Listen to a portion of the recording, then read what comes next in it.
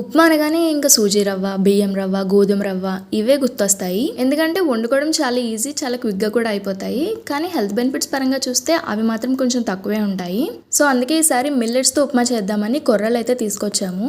ఒక half cup వరకు కొర్రలు తీసుకుని వాటిని ఇలా డ్రై రోస్ట్ చేసుకుంటున్నాను. టైం ఉంటే కనుక ఒక 3-4 గంటలు నానబెట్టుకుంటే ఇంకా బెటర్. టైం లేకపోతే ఇలా రోస్ట్ చేసుకుని కూడా వాడుకోవచ్చు. ఎందుకంటే ఇవి మిగతా ఉప్మా లాగా క్విక్గా అయిపోదు, కొంచెం ఉడకడానికి టైం పడుతుంది. డ్రై రోస్ట్ చేసుకుని కొర్రల్ని పక్కన పెట్టుకుని ఇంకా మిగతా ప్రాసెస్ అంతా కూడా ఇంకా ఉప్మా లాగే అనమాట. పోపు దినుసుల్లో నేను పచ్చిశనగపప్పు నా దగ్గర లేదు, అందుకే వేయలేదు. మీ దగ్గర ఉంటే వేసుకోవచ్చు. అలాగే కొంచెం అల్లం ముక్కలు, కరివేపాకు కూడా వేసుకుని ఫ్రై చేసుకోవాలి. మనం ఏ కప్తో అయితే కొర్రలు తీసుకున్నామో అదే కప్తో 1.5 వరకు నీళ్లు పడతాయి. సరిపడా ఉప్పు వేసుకోవాలి. ఆ తర్వాత నీళ్లు బాగా మరుగుతున్నప్పుడు మాత్రమే మనం రోస్ట్ చేసుకున్న కొర్రల్ని ఇందులో వేసుకోవాలి. ఒకసారి కలిపేసుకుని మూత పెట్టి ఉడికించుకోవాలి. కొర్రలు అయితే ఉడకడానికి టైం పడుతుంది. మినిమం 10 నుంచి 15 నిమిషాలైనా కూడా టైం పడుతుంది. ఆరోగ్యానికి కూడా చాలా మంచిది కాబట్టి ఒకసారి మీరు కూడా తప్పకుండా ట్రై చేయండి. బాయ్.